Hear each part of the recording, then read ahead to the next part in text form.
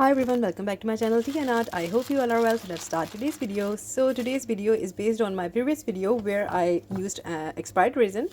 So a lot of question that I got is what to do with your resin part A if you get run out of your resin part B. So this happens to me a lot. Usually it's always the scene that I have leftover resin part A and B is finished and there is no chance that you can buy the part B. So I'm sure that a lot of you have resin part A sitting over at different places and there is no part B. So this is something that you can do with resin part A. And what I'm doing here is you can see that I have taken a jar here, and to this I added my resin part A and I added some mica to it and I'm mixing it. So you can make your epoxy pigment with this. So the ratio is that if you're taking a 3 spoon of mica, to this you will be adding 1 spoon of resin. So now the thing is that you need to mix it, and this is the main thing that is really important. So you can put this amount on a tile and then with the help of the knife, palette knife, you can mix it. And in any other thing is that you can use a muller.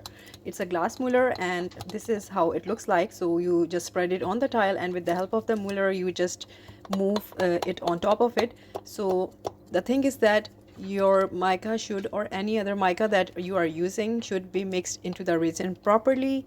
So this is a process that you need to be very careful. And after that you made a epoxy pigment paste and you can increase the quantity in this way. So here you are seeing me that I'm mixing it. So I took my time and I started mixing the mica, because you know that sometimes there are lumps of mica that are not mixing. So yes, you need to take your time in mixing. So off camera I did mix this a lot, and it's really up to you. If you're using a glass mortar, it will take a little less time because you are incorporating the mica into the resin.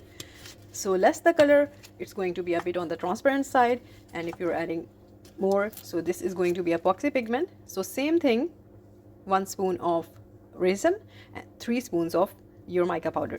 So I will be mixing this one in the same way.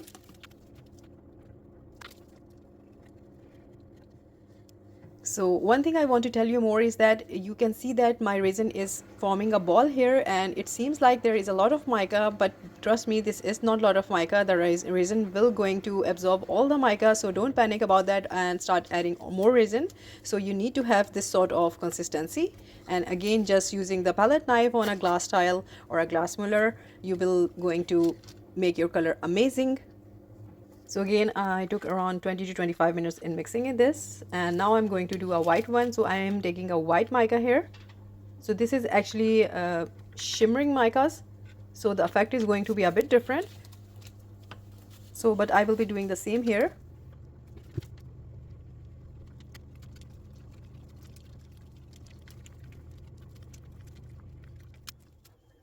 So I have mixed all of my colors and now it's going to be doing the testing. So I've taken my mold and I have mixed my resin. So I'm pouring my resin into the mold now.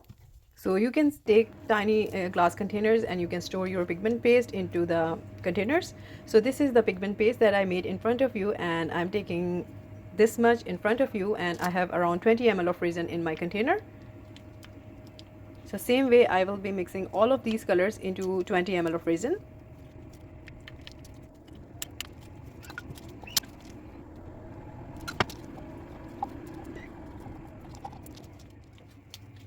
So for testing, I always go for some effect. So I will be creating a flower here. So this is the mica number 1 that I used.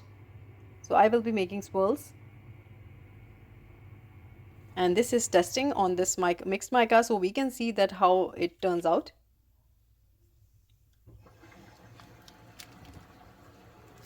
So in this way, I will be pouring all the colors.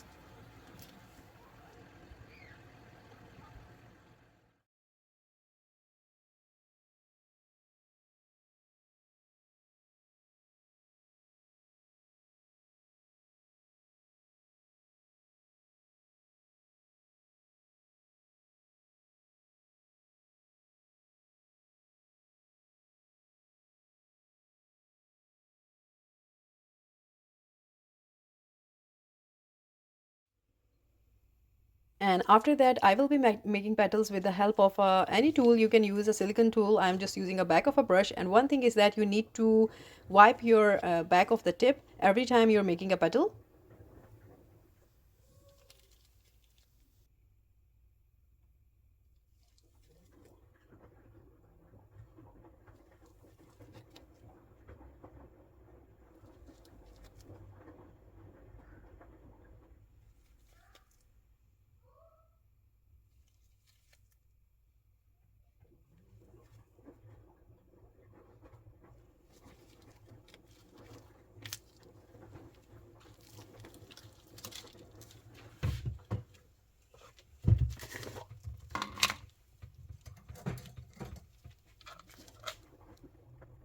Adding a gold foil into the center, and after that I will leave this to cure. So this is the next day. It's cured now, and you can see there is something happened. So now it's time to do a second layer. So for this I have mixed some black. So here I'm pouring the black color.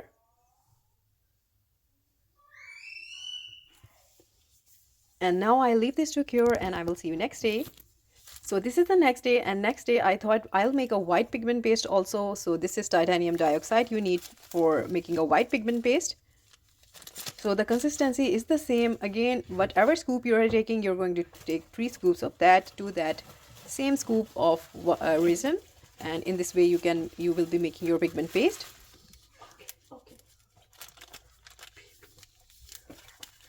So as I've explained that it's 3, so because I know and I'm eyeballing it, so that's why here you can see that I have put 2 scoops. But for your simplicity, I just explained the procedure.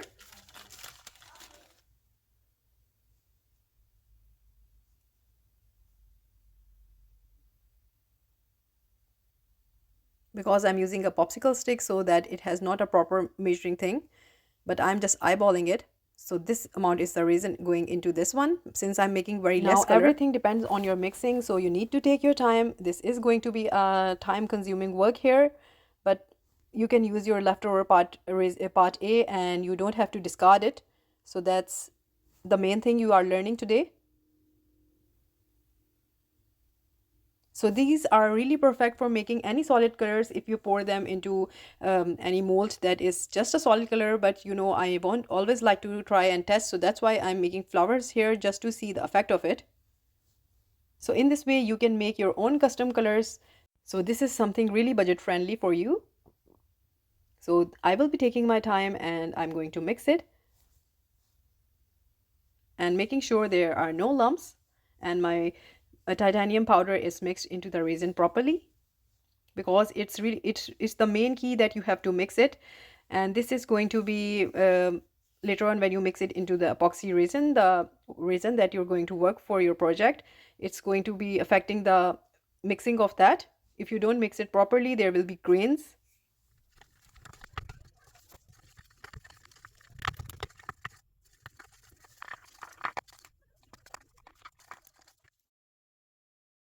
So after mixing, I have poured my resin into the mold, and now I will be making the flower with the white one.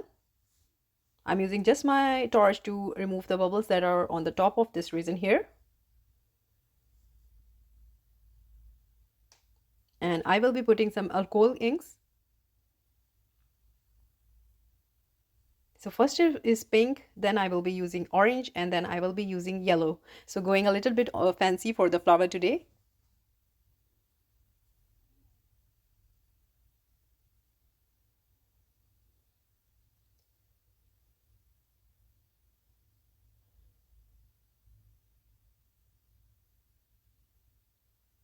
And putting the yellow into the center. So now I'm showing you that how much epoxy pigment I'm going to take. So this is the white epoxy pigment, and this much is what I'm taking. And again, I have around 20 ml of resin into my container, and then I will be mixing it.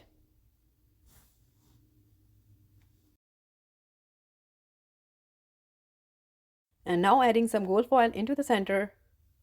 So here I will be pouring the white resin simply into the mold, and just going with the circular pattern around the flower, like this.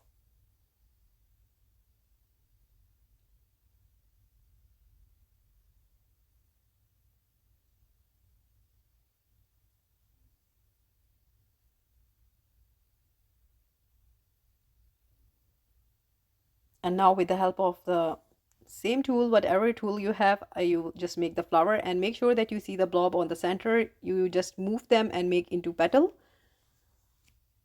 so that in this way it don't stays like that.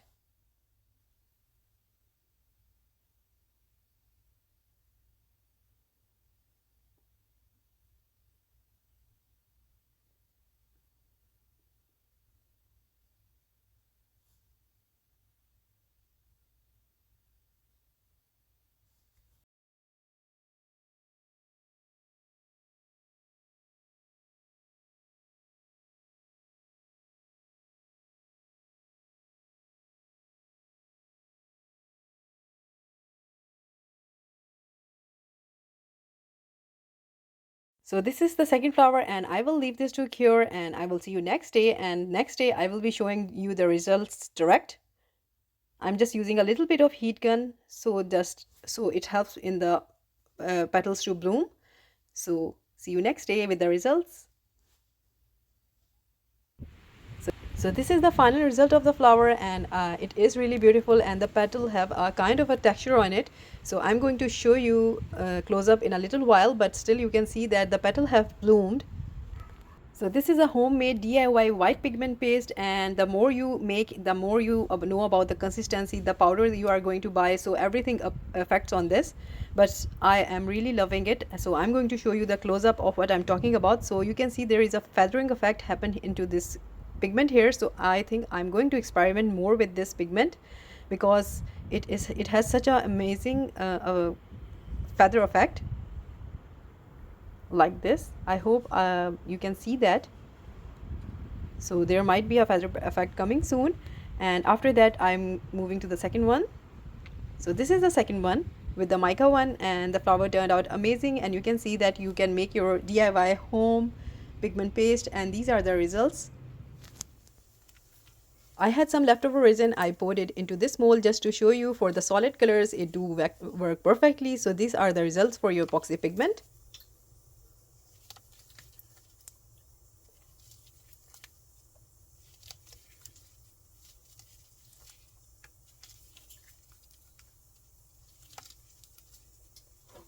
And this is how they all look like. So after cleaning all of these, I arranged them into a necklace, and it was looking so pretty, but this is going to be a project for some other day. So I'm just showing you, and I hope you like it. So this is for today, and I hope you liked today's experiment. And if you did, please do let me know in comments, and also please like, subscribe and share. Thumbs up if you like the video, and if you haven't subscribed, please consider do so, and take good care of yourself. Bye bye.